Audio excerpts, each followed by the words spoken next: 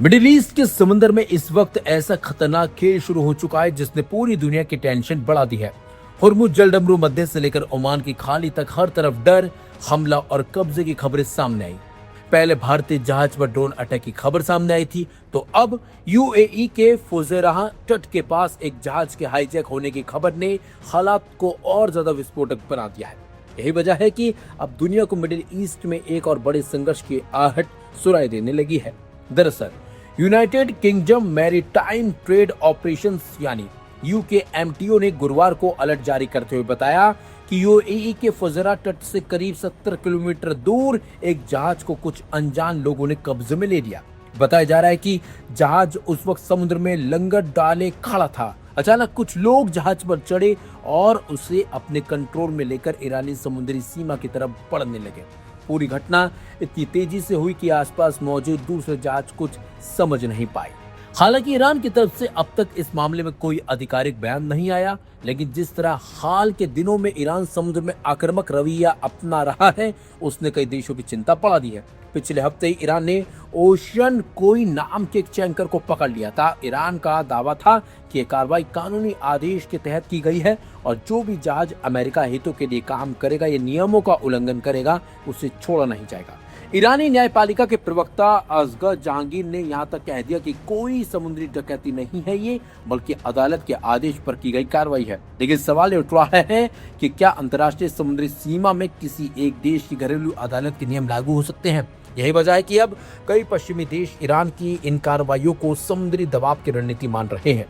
इसी बीच ओमान के तट के पास एक भारतीय मालवाहक जहाज पर हुए ड्रोन हमले ने भारत की चिंता भी बढ़ा दी है। रिपोर्ट्स के मुताबिक रणनीतिक समुद्री रास्ते से गुजर रहे इस जहाज को निशाना बनाया गया, जिसके पास जहाज समुद्र में डूब गया। भारत ने इस हमले को बेहद निंदनीय और कायराना हरकत बताते हुए साफ कर दिया है कि अंतर्राष्ट्रीय जल क्षेत्र में कॉमर्शियल जहाजों पर हमले बर्दाश्त नहीं किए जाएंगे। अब सबसे बड़ा सवाल और विवाद ईरान की उस योजना को लेकर है जिसमें वह हुर्मुज जलडमरू मध्य से गुजरने वाले जहाजों से ट्रांजिट फीस यानी टोल टैक्स वसूलने की बात कर रहा है।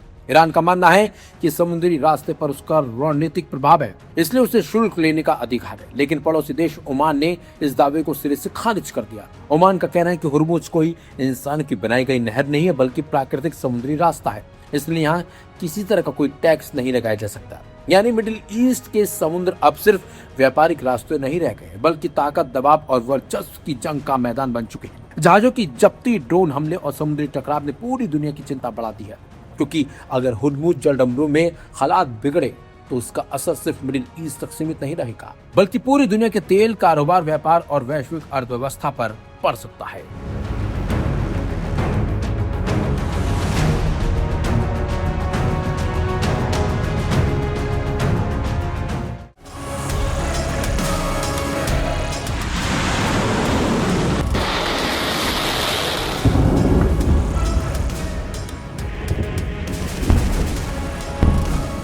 मध्य पूर्व में बढ़ते तनाव के बीच समुद्र में एक बार फिर से भारतीय जहाज को निशाना बनाया गया है। बुधवार 13 मई को ओमान के तट के पास एक भारतीय ध्वज वाले मालवाहक जहाज एमएसवी हाजी अली पर हमला किया गया। इस हमले के बाद जहाज को नुकसान पहुंचा, लेकिन बताया जा रहा है कि जहाज में मौजूद सभी लोग सुरक्षित हैं। जानकारी के अनुसार एमएसवी हाजी अली गुजरात के देवभूमि द्वारका जिले के सलाया बंदरगाह के निवासी सुल्तान अहमद अंसार का है। ये जहाज सोमालिया के बरबेरा बंदरगाह से पशुधन और अन्य सामान लेकर संयुक्त अरब अमीरात के शारजाह की ओर बढ़ रहा था। स्थानीय समयानुसार बुधवार तड़के करीब 3:30 बजे जब जहाज ओमान के लीमा के पास से गुजर रहा था, तभी एक जोरदार धमाका हुआ। प्रारंभिक रिपोर्ट्स के मुताबिक ये धमाका किसी प्रोजेक्टाइल के टकराने से हुआ। धमाके के बाद जहाज के पिछले हिस्से में आग लग गई, जो देखते ही देखते पूरे जहाज में फैल गई। चालक दल ने तुरंत संकट का संकेत भेजा और लाइफ बोट की मदद से जहाज को छोड़ दिया। ओमान के समुद्री सुरक्षा केंद्र ने तुरंत बचाव अभियान शुरू किया और सभी भारतीयों को सुरक्षित स्थान पर पहुंचाया गया है। मीडिया रिपोर्ट्स के मुताबिक जहाज में मौजूद सभी लोगों को बचा तो लिया गया है, लेकिन जहाज डूब गया। भारत सरकार ने दी तीखी प्रतिक्रिया। विदेश मंत्रालय ने इस घटना पर गहरी चिंता व्यक्त करते हुए इसकी कड़ी निंदा की है। एमईए के प्रवक्ता रणधीर जायसवाल ने एक आधिकारिक बयान में कहा कि कल ओमान के तट पर भारतीय ध्वज वाले जहाज पर हमला अस्वीकार्य है और हम इस बात की निंदा करते हैं कि वाणिज्यिक जहाजों और नागरिक नाविकों को निशाना बनाया जा रहा है। जहाज पर सवार सभी भारतीय चालक दल सुरक्षित है और हम उन्हें बचाने के लिए ओमान के अधिकारियों का आभार व्यक्त करते हैं।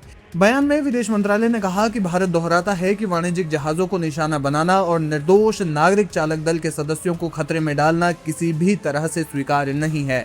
भारत ने स्पष्ट किया है कि वो अपने नागरिकों और समुद्री हितों की सुरक्षा के लिए प्रतिबद्ध है। विदेश मंत्रालय ने संकट के समय त्वरित सहायता के लिए ओमान सरकार का भी आभार व्यक्त किया। ये हमला ऐसे समय में हुआ है जब होर्मुज जलडमरू मध्य और अरब सागर के आसपास सुरक्षा स्थिति बेहद नाजुक बनी हुई है। क्षेत्र में ईरान, इजराइल और अमेरिका के बीच जारी सैन्य गतिरोध में व्यापारिक जहाज सॉफ्ट टारगेट बन रहे हैं। आपको बता दें कि इससे पहले भी इसी तरह से एक और भारतीय जहाज पर हमला हुआ था। भारत ने इस मामले में भी कड़ी प्रतिक्रिया जताते हुए घटना की निंदा की थी।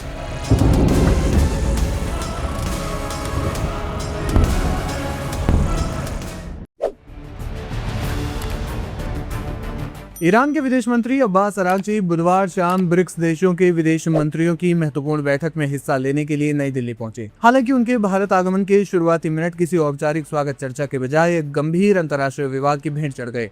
विमान से उतरते ही अरागची ने सोशल मीडिया के जरिए कुवैत पर अपनी सीमा और नागरिकों के खिलाफ अवैध कार्रवाई का आरोप लगाकर पश्चिमी एशिया में नई कूटनीतिक तनाव की आहट दे दी है। अब्बास अरागची ने दावा किया कि कुवैत ने फारस की खाड़ी में एक ईरानी नाव पर गैर कानूनी हमला किया और 4 ईरानी नागरिकों को हिरासत में ले लिया है। उन्होंने इस घटना को क्षेत्र में फूट डालने की कोशिश करार देते हुए इसकी कड़ी निंदा की। अरागची का सबसे चौंकाने वाला दाव उस स्थान को लेकर था जहां ये घटना हुई। उन्होंने आरोप लगाया कि यह कार्रवाई उस द्वीप के समीप हुई है जिसका उपयोग अतीत में अमेरिका ने ईरान पर सैन्य हमले करने के लिए किया था। विदेश मंत्री ने स्पष्ट शब्दों में कहा, कुवैत ने जानबूझकर अशांति फैलाने के इरादे से फारस की खाड़ी में एक ईरानी नौका पर गैरकानूनी हमला किया और हमारे 4 नागरिकों को हिरासत में ले लिया। ये गैरकानूनी कृत्य उस द्वीप के पास हुआ जिसका इस्तेमाल अमेरिका ईरान पर हमला करने के लिए करता है। हम अपने नागरिकों की तत्काल रिहाई की मांग करते हैं। हमारे पास जवाब देने का पूरा अधिकार है, हालांकि हम फिलहाल उस विकल्प का इस्तेमाल नहीं कर रहे हैं। दूसरी ओर कुवैती प्रशासन ने ईरान के दावों को सुरक्षा के दृष्टिकोण से देखा है। कुवैत के आंतरिक मंत्रालय की ओर से आए संकेतों के मुताबिक ये कार्रवाई किसी हमले के बजाय सीमा सुरक्षा का हिस्सा थी। कुवैत का तर्क है कि ईरानी नागरिक अवैध रूप से समुद्री सीमा का उल्लंघन कर रहे थे। ये विवाद ऐसे समय में आया जब ईरान और उसके पड़ोसियों के बीच समुद्री सीमाओं और द्वीपों के स्वामित्व को लेकर पहले से ही तनाव की स्थिति बनी रहती है। अरागची की ये भारत यात्रा केवल ब्रिक्स बैठक तक सीमित नहीं है। फरवरी 2026 में ईरान और इजराइल अमेरिका के बीच उपजे तनाव के बाद तेहरान के किसी शीर्ष राजनयिक का ये पहला भारत दौरा है। भारत की अध्यक्षता में हो रही इस बैठक में ईरान ग्लोबल साउथ की आवाज बुलंद करने और पश्चिमी देशों द्वारा लगाए गए आर्थिक प्रतिबंधों के खिलाफ सामूहिक समर्थन जुटाने की कोशिश में है। विदेश मंत्री एस जयशंकर के साथ होने वाली बैठकों में होर्मुज जलडमरू मध्य में जहाजों की सुरक्षा पर चर्चा होने की संभावना है। भारत के लिए मार्ग ऊर्जा सुरक्षा के लिहाज से बेहद महत्वपूर्ण है। भारत और ईरान के बीच चाबहार बंदरगाह के विकास को लेकर भी रणनीतिक बातचीत आगे बढ़ने की उम्मीद जताई जा रही है, जो मध्य एशिया तक भारत की पहुंच का द्वार है। ईरान के विदेश मंत्री द्वारा भारत की धरती से कुवैत को दी गई ये चेतावनी दर्शाती है कि पश्चिमी एशिया में स्थिति अब भी बेहद संवेदनशील है। ईरान एक तरफ ब्रिक्स जैसे मंचों से अपनी अंतर्राष्ट्रीय स्वीकार्यता बढ़ाना चाहता है, तो वहीं दूसरी ओर वो अपने क्षेत्रीय हितों और नागरिकों की सुरक्षा पर किसी भी तरह का समझौता न करने का कड़ा संदेश भी दे रहा है।